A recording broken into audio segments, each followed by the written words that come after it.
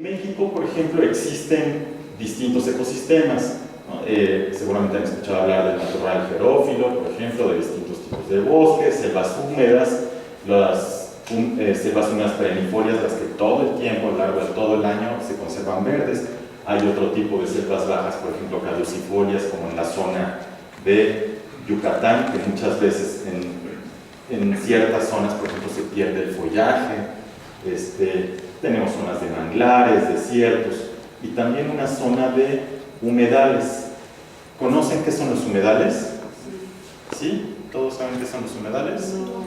¿No? Bueno, los humedales son un tipo de ecosistemas, digamos, no son tan conocidas con el imaginario de la gente, no están tan metidas como una selva, por ejemplo, o como un bosque, pero son unas zonas que se inundan, son zonas inundables. Puede haber humedales que están todo el tiempo a lo largo del año inundadas, o puede haber humedales que se secan dependiendo de las temporadas, puede crecer o disminuir o aumentar el nivel de agua, ¿no? Son zonas especialmente ricas en biodiversidad. México tiene registrada la mayor cantidad de humedales de todo el mundo. No necesariamente es que tengamos la mayor cantidad de humedales, somos los que tenemos la mayor cantidad registrado. Hay todo un registro, entonces puede haber algunas otras zonas que tengan muchos humedales, pero simplemente que no los han registrado. Pero México es el país que tiene la mayor cantidad de humedales registrados, y digamos que la Ciudad de México tiene un humedal muy importante en toda la zona sur de la Ciudad de México. Casi el 60%, de hecho es el 59% del territorio de la Ciudad de México es suelo de conservación. Eso quiere decir que es suelo con vocación agrícola, o simplemente hay bosques, pastizales, etc. Entonces, si uno piensa en la Ciudad de México, uno siempre piensa en la primera fotografía que les mostré, que son todos los edificios, todas las calles, etc. Pero fíjense cómo más de la mitad, el 60% del territorio de la Ciudad de México, es todavía suelo de conservación. Si uno toma, por ejemplo, su coche y comienza a salir como por Xochimilco y toma hacia Milpalta, etc., realmente tiene que pasar un buen rato manejando, por ejemplo, digo, si uno fuera en bicicleta mucho mejor, pero si uno toma el carro, por ejemplo, pasa una buena cantidad de kilómetros yendo hacia Milpalta, llegando hacia el estado de Morelos, en donde todavía hay bosques, hay pastizales, etc. Entonces, toda esa parte es suelo de conservación de la Ciudad de México, que es muy importante para la gente que vivimos aquí. Aunque nosotros, digamos, no vamos a un día de campo a La Jusco, no vamos a un día de campo hacia Xochimilco o Milpalta, Tláhuac, etc., finalmente toda esa zona nos da distintos servicios ecosistémicos, ¿no? Sobre todo, por ejemplo, la retención de agua en toda esta zona sur de la Ciudad de México, que involucra delegaciones como Tlalpan, Magdalena Contreras, Xochimilco, Tláhuac, Milpalta, una parte de la Sierra de Santa Catarina en Iztapalapa. Todo ese cinturón verde que tenemos al sur de la Ciudad de México es muy importante, sobre todo para captar el agua. Digo, la producción de oxígeno es muy obvia con los bosques, pero es muy importante para captar el agua que utilizamos aquí en la Ciudad de México. Aquí en la Ciudad de México, alrededor del 70% del agua que usamos viene de los mantos acuíferos aquí en la propia ciudad. No sé si sepan, hay alrededor de 2.000 pozos aquí en la ciudad, alrededor de 2.000 pozos. Sacamos el agua de aquí, de la Ciudad de México, y ese es el agua que consumimos.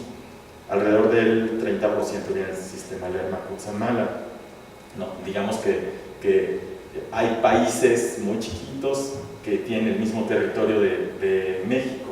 Si pensáramos que la Ciudad de México, si la pensáramos como un país, estaríamos importando el 30% de agua de otros países, ¿no? Aquí en la Ciudad de México traemos agua que viene desde una parte de Michoacán, Estado de México, acá. Esto se los comento porque es muy importante todo este suelo de conservación que está en la zona sur de la Ciudad de México. Ahí hay humedales. ¿Cuál es la característica de la cuenca del Valle de México? Bueno, geológicamente, hasta hace muy poco tiempo, hasta hace casi 1 millón de años, alrededor de 900.000 años, surge aquí en la zona sur de la Ciudad de México una sierra que se conoce como la Sierra Chichinautzin. Esta es la sierra que está del Ajusco. El Ajusco forma parte de esa sierra Chichinautzin. Y antes de que existiera esta sierra, estaban estos lagos, y cada vez que llovía se llenaban mucho más estos lagos, pero el agua se salía por esta parte sur, hacia Morelos. Desde hace 1 millón de años que creció esta sierra, la sierra Chichinautzin, se quedó como una cuenca, se le llama ahora endorreica. Esta es una cuenca exorreica, digamos. Yo lo puse así como unos tazoncitos como abierto, así era antes, y con la formación de esta sierra ya se hizo una cuenca cerrada, de tal modo que ya todo el lago, bueno, en realidad eran 5 lagos, pero todo el lago, digamos, se quedó cerrado, ¿no? Aquí podemos ver México Tenochtitlán, la zona en donde estamos ahorita justamente parados, y algunos lugares, ¿no? Básicamente, lo que conocemos de la Ciudad de México muchas veces en términos de nombres son con base en los ríos que existían, ¿no? Río San Joaquín, río Tacuba, río de los Remedios, el río Becerra, el río Magdalena. Todos esos son los ríos que existían aquí en la Ciudad de México y que nutrían a este gran lago. ¿Se sabe la extensión? La extensión del lago, no me la sé de memoria, pero lo que te puedo decir es que en más o menos construyeron, por ejemplo, el Albarradón de Nezahualcóyotl. Eso es una pared que dividió la parte norte, más o menos a esta altura. Es decir, para dividir, las aguas del norte eran aguas mucho más salobres que las del sur. En el sur había más ríos y manantiales, toda la zona de Tlalpan, etc. Entonces, todo lo del norte era mucho más salobre. Fue toda una obra de ingeniería en su momento, en la época prehispánica, hacer este Albarradón. No me sé la cantidad de kilómetros, pero físicamente lo pudieron hacer, o sea, es algo muy impresionante, así es que no sé de cuántos kilómetros. En el libro, en la revista de arqueología mexicana, ¿sí? Está esa imagen y están hablando de 8.000 kilómetros cuadrados. 8.000 kilómetros. Eso es lo que dice la arqueología mexicana. Bueno, finalmente de este lago, digamos, yo no quise ponerles un mapa del 2017 un poquito para no deprimirnos, sino dejarlo así como en el año 2000, pero de 1941 al año 2000, fíjense cómo creció la mancha urbana, ¿no? Entonces, eso evidentemente tiene implicaciones fuertísimas, el crecimiento de la mancha urbana, pues para toda la biodiversidad de la Ciudad de México. Con el crecimiento de la mancha urbana, no únicamente disminuyeron los lagos, ¿no? O sea, aquí ya están los remanentes de los lagos, y esta zona sur que les digo, aquí se ve, no sé si alcanzan a ver todo el contorno de lo que antes era el Distrito Federal, ahora la Ciudad de México.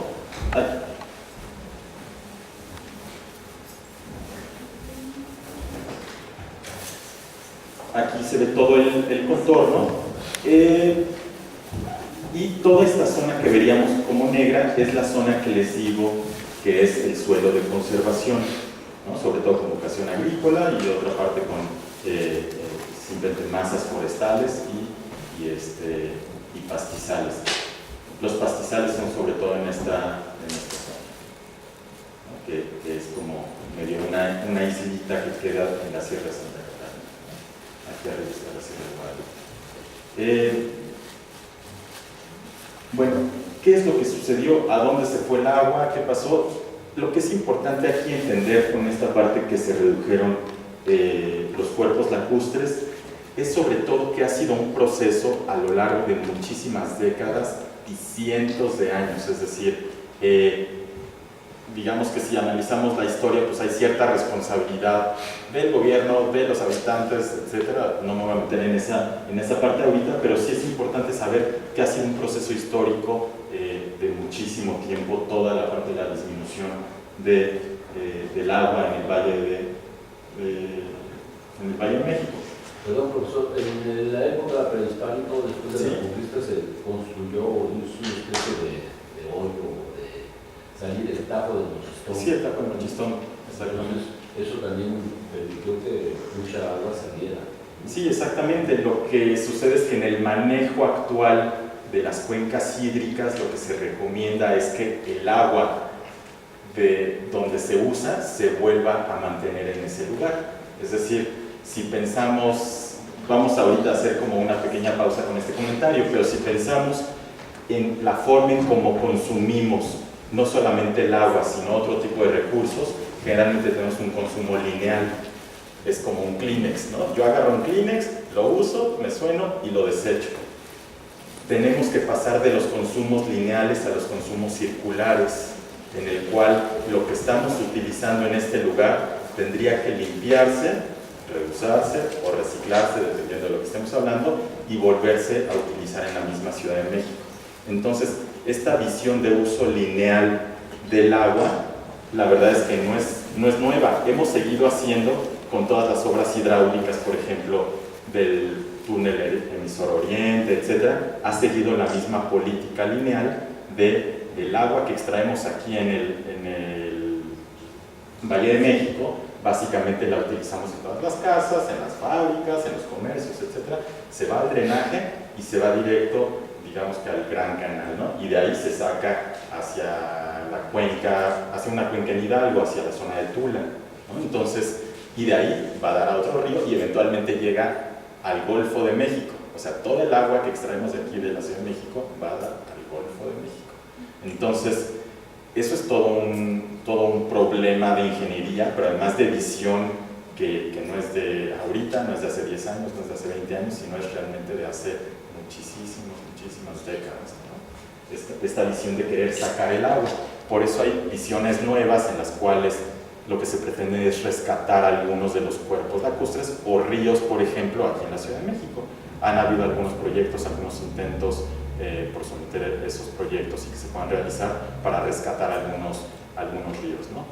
Queda únicamente el río Magdalena y Eslava en la zona de Álvaro Obregón como los únicos ríos vivos de la Ciudad de México. Prácticamente todos los demás ríos están entubados en la actualidad. Es Magdalena Contreras, ¿no? La delegación, incluso el río. Magdalena Contreras, sí, tienes razón. Entonces trabaja y está en la Avenida Universidad. Exactamente, ahí hay unas partes todavía descubiertas, ¿no? Bueno, de los humedales de Xochimilco, bueno, estos humedales de Xochimilco, Tláhuac, que están en la zona sur de la Ciudad de México, son muy importantes para regular la temperatura, son termorreguladores de aquí de la Ciudad de México. Si no existieran, habría islas de calor mucho más importantes en toda la zona urbanizada, toda la zona que tiene piso de cemento, todo lo que tenemos construido, se generan islas de calor. Eso junto con, gases de efecto invernadero, etcétera, generan muchos problemas de contaminación, salud pública, etcétera, aquí en la Ciudad de México. Pero esta zona sirve como de amortiguamiento, es muy importante conservarla en gran parte por esta vocación, digamos, como de amortiguamiento. No me voy a meter en toda la parte cultural que tiene Xochimilco, la zona también de Tláhuac, y digamos que está ligada con el lago de Chalco, pero sí decirles que es importante conservarla. Yo les voy a platicar desde el punto de vista más bien biológico, pero es muy importante conservarla evidentemente también desde el punto de vista cultural, ¿no? O sea, no se pueden desligar de estas dos partes.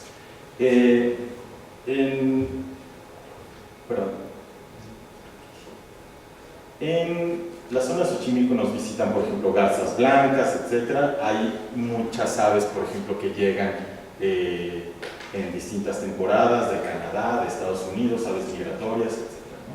Les puse estas fotos porque mucha gente que no conoce la zona de Xochimilco de Tláhuac, a veces cuando les presento algunas fotos de este estilo, dicen, no, pues esto ha de estar en otro estado, esto ha de estar muy lejos de mi casa, etc. Pero finalmente son fotos de esta zona de Xochimilco. Esta foto, por ejemplo, en particular, está dentro del área natural protegida que se llama Xochimilco, Ejidos de Xochimilco y San Gregorio Atlapulco, que está pues, en la zona de Xochimilco, digamos el Parque Ecológico Xochimilco, si alguien lo ha escuchado o ha visitado en la zona del periférico. Ese parque queda inserto también dentro de esta zona, y bueno, es un territorio relativamente grande donde hay una buena parte está así conservada y hay otra parte que sí tiene construcciones, ¿no? En toda esa zona pues, se desarrolla evidentemente este tipo de cultivo de producción agrícola prehispánica, que sigue siendo muy importante en la Ciudad de México. En nuestro caso, digamos, para la Secretaría de Medio Ambiente le hemos puesto pues, mucho interés en la zona chinampera, sobre todo en San Gregorio, Acapulco, en San Luis Tlaxcaltemalco. Voy a dar un pequeño comercial, pero tenemos un programa que se llama Mercado de Trueque, no sé si lo han escuchado, en donde uno intercambia residuos sólidos reciclables por productos agrícolas cultivados en distintas zonas del sur de la Ciudad de México, pero en gran parte en las chinampas de aquí de la propia ciudad. Entonces, digo, la importancia de esta zona es muy evidente. Vamos a hablar un poco del ajolote.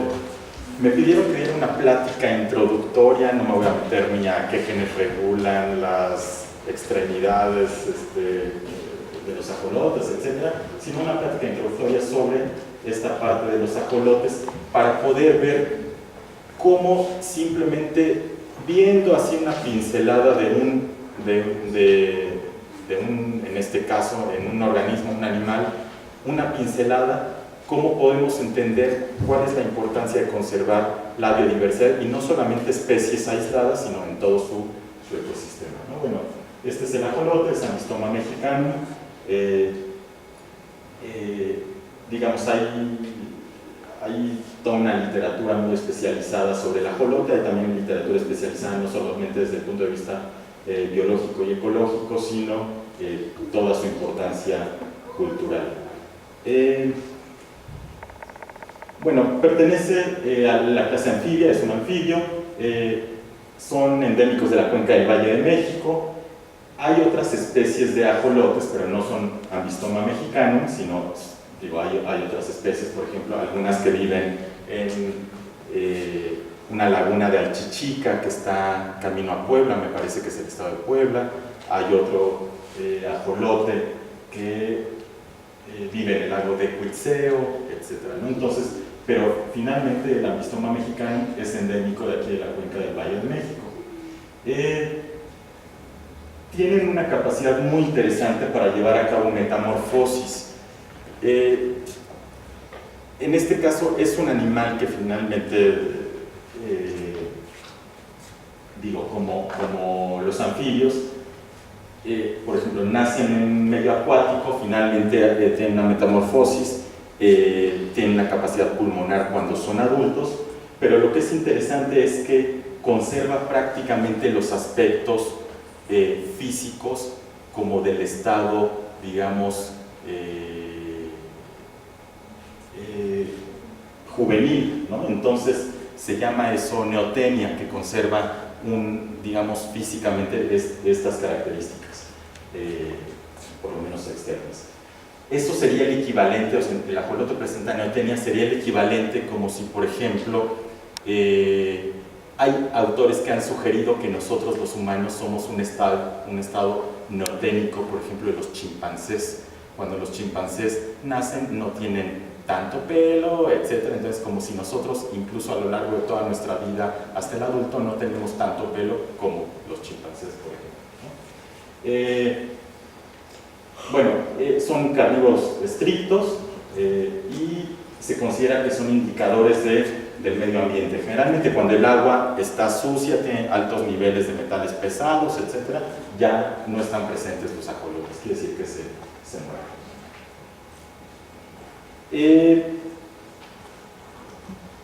Se considera dentro del ciclo de vida 3 etapas en general. Uno es el de cría, que va desde la eclosión hasta los 4 meses. Aquí pueden ver, por ejemplo,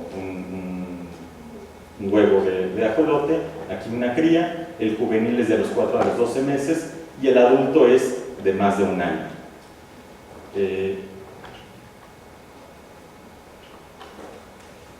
Es interesante ver que ponen de 500 a 1500 huevos, sin embargo, la tasa de sobrevivencia no es muy alta.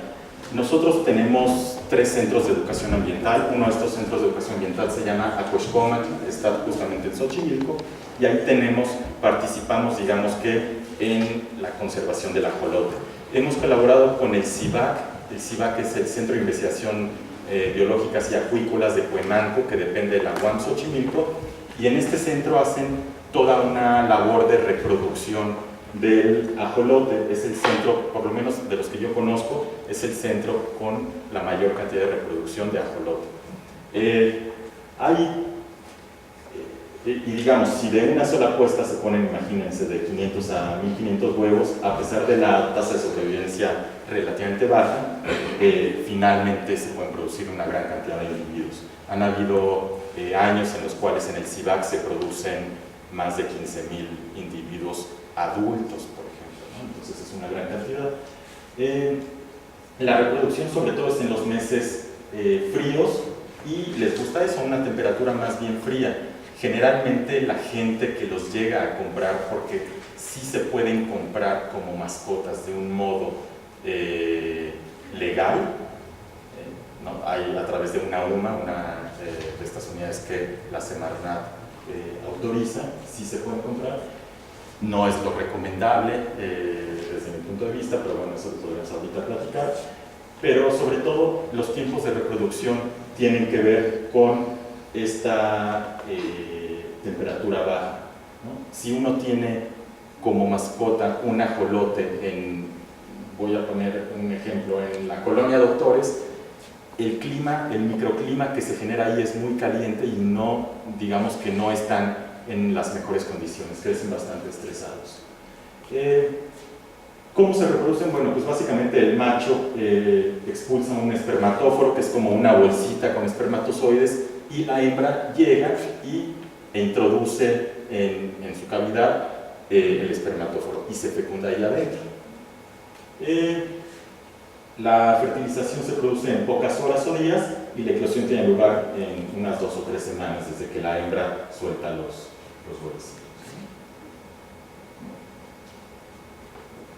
Este es como uno de los aspectos más interesantes de los ajolotes. Tienen la capacidad de regenerar no solamente los huesos, sino también músculos y nervios de alguna extremidad amputada. Eso se conoce desde hace muchísimas décadas. Desde hace más de 150 años se conoce esa capacidad de los ajolotes de regenerar. Entonces, desde el punto de vista médico o biomédico, siempre ha habido interés en esta especie por esta razón.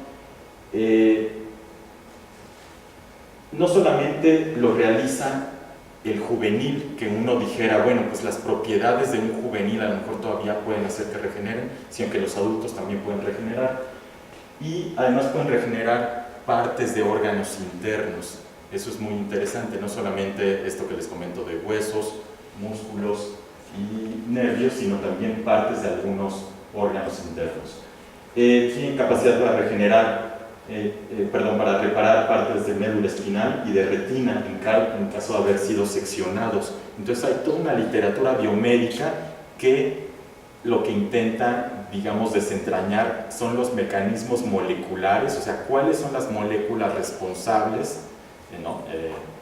A nivel genético, a nivel de proteína, etcétera, para determinar esta capacidad de regeneración de los ajolotes.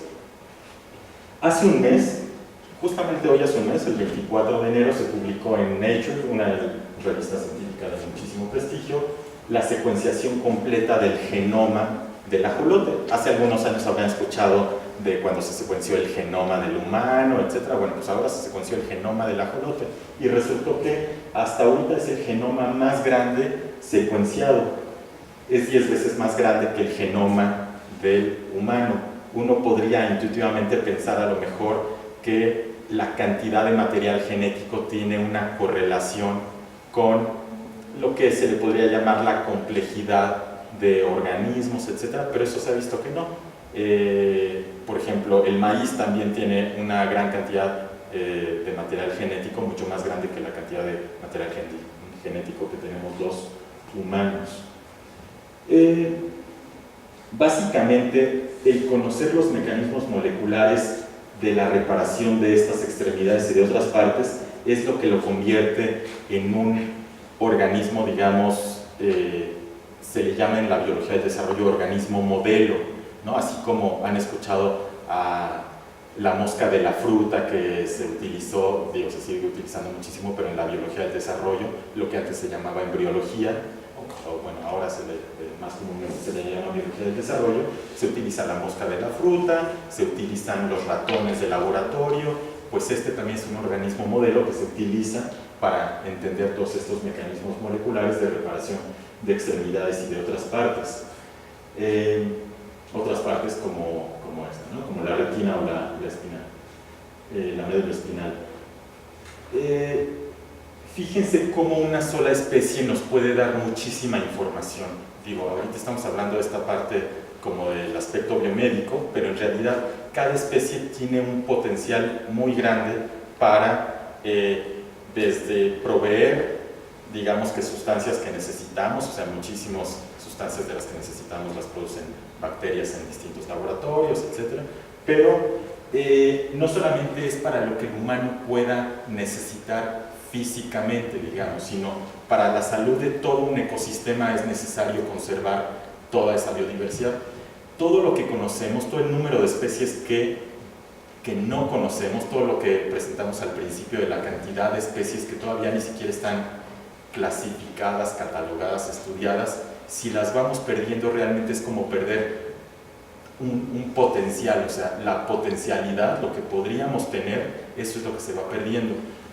Si simplemente no se hubiera estudiado esta especie, no tendríamos parte del conocimiento que se está generando ahora. Ahora con esta secuenciación, digamos que es el primer paso, pero en realidad a partir de ahí la idea sería, en estudios biomédicos, claro, van a pasar seguramente décadas, pero con estos estudios biomédicos lo que se pretendría es que ante cualquier accidente, por ejemplo, que pudiera tener un humano, pudiéramos tener la capacidad regenerativa de una extremidad, por ejemplo, ¿no? Entonces, suena muy a ciencia ficción, etcétera, pero eso es lo que están estudiando muchos laboratorios en el mundo, ¿no?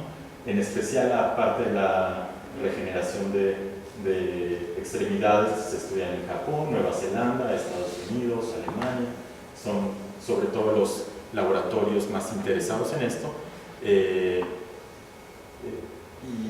digo, a pesar de que el ajolote es mexicano y en específico de la Ciudad de México, ¿no? Entonces, bueno, en esta parte, insistiendo un poco, es perder una sola especie implica perder todo el conocimiento que puede traer esa especie, independientemente de los beneficios, digamos, directos al ser humano, sino son los beneficios que tienen en la integración en el propio ecosistema.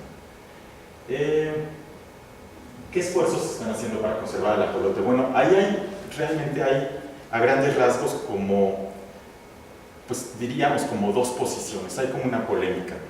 Hay gente, por ejemplo, el Instituto de Biología de la UNAM, el doctor Luis Zambrano, es un investigador que se ha dedicado mucho tiempo al tema de humedales y ajolotes, tiene una posición, por lo menos lo que yo conozco de él, de decir, no vale la pena reintroducir los ajolotes al medio ambiente en el que vivían en Xochimilco, porque prácticamente están extintos en su ambiente natural en los lagos. No vale la pena reintroducirlos hasta no tener las condiciones adecuadas de los canales de Xochimilco, ¿no? Sin embargo, hay otras posiciones, gente, por ejemplo, que yo conozco de la UAM Xochimilco, que dicen, bueno, haciendo un mapeo de la calidad de agua de los canales de Xochimilco, vemos unas zonas que están con una mucho mejor calidad de agua mucho más limpia que otras.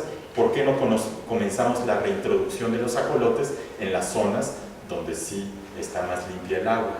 Esa es otra posición. Entonces, digamos que científicamente está habiendo un poquito ese estira y afloja, ese debate, etcétera, porque pues la primera posición dice, si produzco 20,000 ajolotes y los pongo en los canales de Xochimilco, básicamente los estoy echando como al matadero, ¿no? Entonces no tiene mucho sentido, pero bueno, les puedo decir que yo creo que tiene que ser un poco una mezcla de las dos cosas. La UAM Xochimilco está teniendo experimentos muy interesantes en los cuales, ya habiendo mapeado estos sitios donde está el agua con mejor calidad, los tiene encerrados una temporada los ajolotes en unas jaulas, pero sumergidos en el agua, y ha tenido como muy buenos resultados. Desde la Secretaría del Medio Ambiente tenemos colaboraciones justamente con la UNAM y con la UAM Xochimilco, digamos que con estas dos partes, a través de estos centros de educación ambiental que les comento. Quisiera ahorita darles así una pincelada, simplemente con fotografías, para que vean toda la diversidad que existe, no toda, perdón, sino más bien eso, una pincelada, una pequeña parte de la biodiversidad que existe todavía en la Ciudad de México, para que no se vayan con la idea de que es únicamente el ajolote. El ajolote es uno más, muy importante, pero es uno más de las especies que tenemos aquí en la Ciudad de México todavía. Bueno, voy a ir sobre todo para animales, pero no quería dejar de hablar de las plantas. Por ejemplo, tenemos bosques de encinos, toda la zona sur de Tlalpan, hay bosques que están abiertos al público, son gratuitos, etcétera, para ir a conocerlos. Tenemos obviamente el caso de los ahuehuetes, que son emblemáticos de aquí en la Ciudad de México.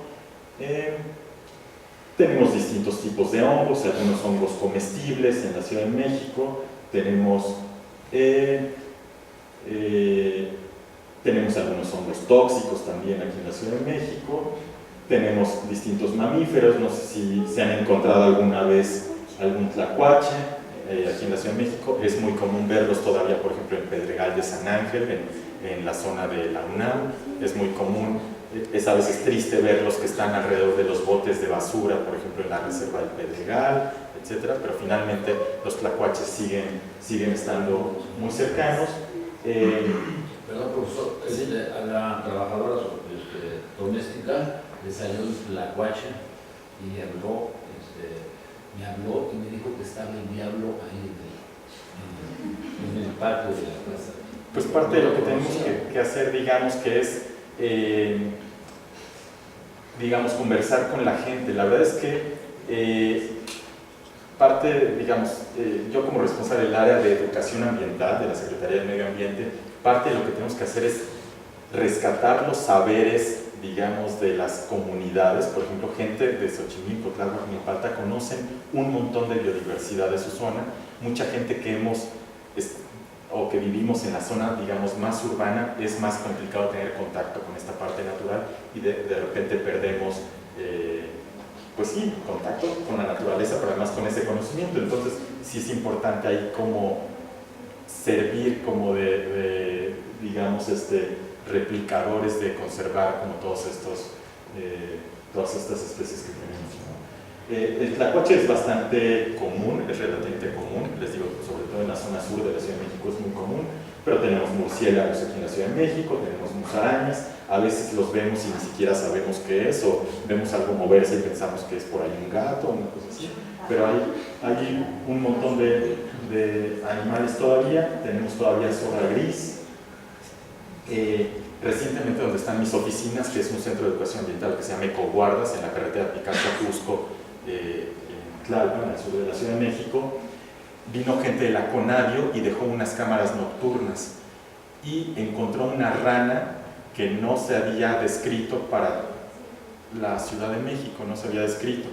Nosotros, ya que nos enseñaron las grabaciones y sobre todo los audios, toda la gente de ahí sabíamos que existía ese sonido, pero no sabíamos que era una rana, nunca la habíamos visto y llevamos años ahí trabajando, y hasta que no instalaron estas cámaras y estas grabadoras, etcétera, no se confirmó que esa especie de rana también vive aquí en la Ciudad de México, ¿no? Entonces, disculpe, sí. perdón que lo interrumpa. Estos animalitos se encuentran la mayor parte al sur de la ciudad, o en los bosques, por ejemplo, de Tlalpan o de Chapultepec. Se encuentran, me sí. da curiosidad saber, por ejemplo, con respecto a los murciélagos. Por ejemplo, el murciélago guanero, en general, la respuesta a la pregunta sería sobre todo en la zona sur de la Ciudad de México, que es, digamos, que el cinturón verde, entre comillas, que tenemos. Sin embargo, el murciélago guanero sí se encuentra, por ejemplo, en el bosque Chapultepec. En el bosque Chapultepec hay unas barrancas que son de muy difícil acceso, casi nadie las conoce, obviamente no están en la primera sección, y ahí hay murciélagos, por ejemplo, ¿no? Entonces, sí se encuentran algunos, no solamente en el suelo de conservación, sino también en los bosques, bosque de Chapultepec, por ejemplo, ¿no? Hay distintas categorías, esa parte no la platicamos, pero hay distintas categorías del suelo. Hay unas cosas que se llaman áreas verdes urbanas, otras se llaman ABUS, ¿no? ABUS, áreas verdes urbanas, otras áreas de valor ambiental. Las barrancas, por ejemplo, que están en toda la zona oeste de la Ciudad de México son muy importantes. Todas esas barrancas justamente como reserva de biodiversidad. No solamente, digo, ahorita estoy poniendo las animales porque son aparentemente como las más llamativas, sin embargo toda la biodiversidad vegetal y de otro tipo también son muy importantes, ¿no? Todavía hay coyote, todavía hay gato montés, todavía hay zorrillos. Existe una aplicación, por ejemplo, que sacó la Conavio, que se llama Naturalista, no sé si alguno lo ha escuchado, está padrísima, es como una especie de red social en donde uno ve algo que no sabe, por ejemplo, veo una mariposa en el jardín que estaba fuera de mi casa, le tomo una foto y hay especialistas que me van a decir qué es eso. Así se han encontrado distintas especies que no se sabía que existían en la Ciudad de México, porque la gente, se llama eso ciencia ciudadana, digamos que la gente de a pie, la gente que no se dedica a la ciencia, ayuda y contribuye justamente con la localización y la geolocalización de especies, ¿no? Que normalmente no se sabía que estaban aquí en la Ciudad de México. Se los recomiendo mucho, esa se llama Naturalista y está en la página de la Conavio, está muy divertida porque además puedes ver qué hay cerca de tu casa, qué hay cerca de X colonia. Uno a veces no puede creer que hay algo a pocos kilómetros de donde uno vive, etc. Entonces está muy interesante esa aplicación. Tenemos zorrillos manchados, tenemos comadrejas, cacomixtles, ya hay pocos cacomixtles también, por ejemplo. Hasta donde esté el cacomixtle, por ejemplo, en la zona baja de lo que se le llama el Ajusco Medio, ya no existe, ya se fue más hacia arriba, a una altura más grande. Tenemos ardillas, tenemos tuzas, tenemos el conejo castellano, tenemos otro conejo que se llama conejo tepuringo o conejo zacatuche. Este es un conejo que es endémico también de esta zona, está sobre todo pegado hacia la zona de los volcanes, pero también llega a estar hacia la parte más alta del Ajusco. Este conejo está en peligro de extinción, está dentro de la norma 059, de la Semarnat, que tiene, pues es todo un catálogo de especies que están en distintos, digámoslo así, rangos de amenazas, ¿no? Pueden estar en riesgo, etc. Si se extingue este conejo, se extinguió así que de todo el planeta, ¿no? No se extinguió nada más de aquí, sino se extinguió de todo el planeta porque no vive en otro lado más que aquí. Tenemos aguilillas cola roja, auras, etc., ¿no? Distintos tipos de aves rapaces. No sé si les ha tocado, pero hay una familia de 4 águilas en la zona de la Narvarte y la del Valle. Ahí viven 4 águilas bastante grandes. Es la pareja con 2 polluelos, digámoslo, pero ahí viven. Y entonces uno a veces escucha revolotear algo y lo ve a lo lejos y dice, pues debe ser una paloma, debe ser no sé qué. No, pues tenemos águilas aquí viviendo en la colonia del Valle y la colonia Narvarte, por ejemplo. Tenemos lechuzas, tenemos búhos cornudos, este tipo de lechuzas, por ejemplo, siguen estando todavía en Xochimilco, en este centro que les comento en Acuxcómatl. Uno se lesionó un ala y la llevamos, por ejemplo, a la Facultad de Medicina Veterinaria y Zootecnia de la UNAM. Ahí lo trataron, tienen un hospital específico para aves y ahí lo trataron. Pero entonces, todo eso todavía existe en la Ciudad de México, ¿no?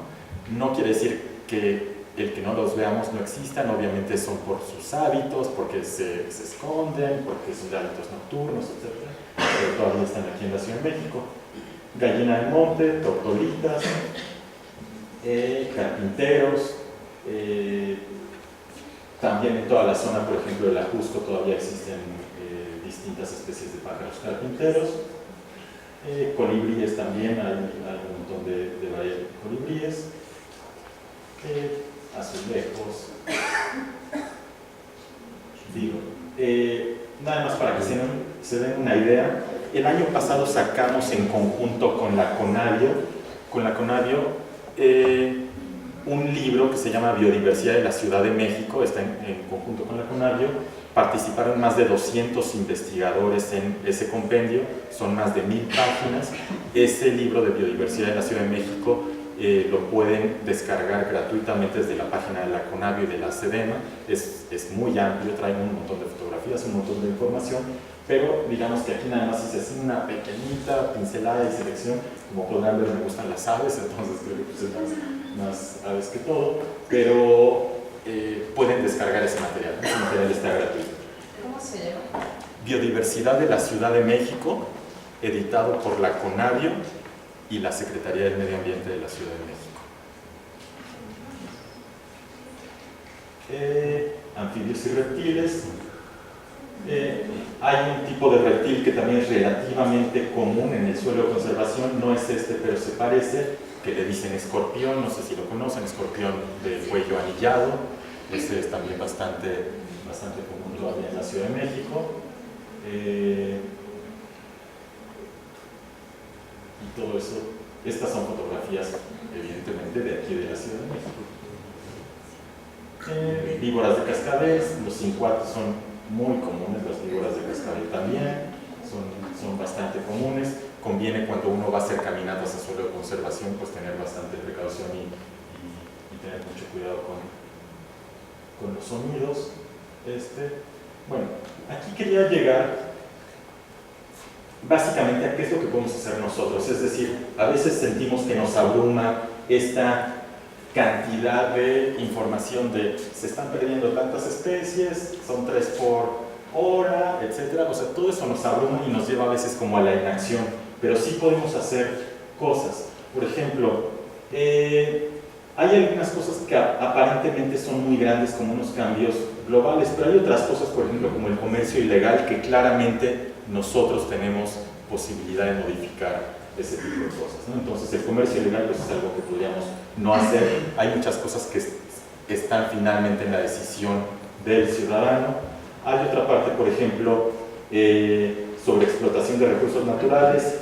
Tiene que ver también la parte de deforestación con las invasiones. En la Secretaría del Medio Ambiente ha sido muy complicado, se ha hecho, pero es un problema muy complicado por toda esta parte social de desalojar gente que vive, por ejemplo, en suelo de conservación y que son asentamientos, digamos, irregulares, ¿no? Pero finalmente pues, es un tema muy polémico, es un tema difícil, etcétera, ¿no? Pero esa parte es como muy complicada, la parte del suelo de conservación y de la gente que invade este suelo. La parte de contaminación, un poco lo que platicábamos al principio de los patrones de consumo, de pasar de un patrón de consumo lineal a escoger, por ejemplo, productos que tengan empaques reciclables. Les puedo comentar una anécdota. Tuve, por ejemplo, la posibilidad de ir a la capital de Eslovenia, Ljubljana. En ese lugar tienen, no sé si sepan, pero aquí en la Ciudad de México, y digo no sé si sepan porque es muy reciente, en la Ciudad de México ahora estamos obligados a separar en 4 fracciones la basura. Antes estábamos obligados a separarlo solamente en orgánico e inorgánico. Acá en Eslovenia tienen una separación muy similar en 5 fracciones: orgánico, lo reciclable, lo no reciclable, residuos sanitarios, etc. Pero tienen unos contenedores. Si en esos contenedores yo quiero, por ejemplo, tirar una basura reciclable, abro el contenedor y tiro la basura reciclable. Si quiero tirar en el contenedor no reciclable, no me deja abrir la basura a menos que pase mi tarjeta de crédito. Eso evidentemente no se puede hacer aquí en México, pero está hecho así para forzar a que la gente busque productos con empaques reciclables y entonces decida no pasar su tarjeta de crédito para no pagar por ese empaque, ¿no? Entonces, la próxima vez que voy pues no sé, supongamos que voy a un supermercado y me quiero comprar un yogur, de una vez reviso si es reciclable o no es reciclable, ¿no? digamos, eso es allá, eso no se va a aplicar acá, no se podría aplicar aquí por muchas razones, etc. Pero eso se los comento simplemente como una anécdota de pensar cada vez que consumimos algo que sea reciclable, por ejemplo, los empaques, todo eso es muy importante, pues ser conscientes de eso, y eso entra dentro de esta parte, ¿no?, de la contaminación, ¿no? Todos estos factores pues inciden en la pérdida de biodiversidad. Básicamente eso sería todo, no sé si tengan alguna pregunta.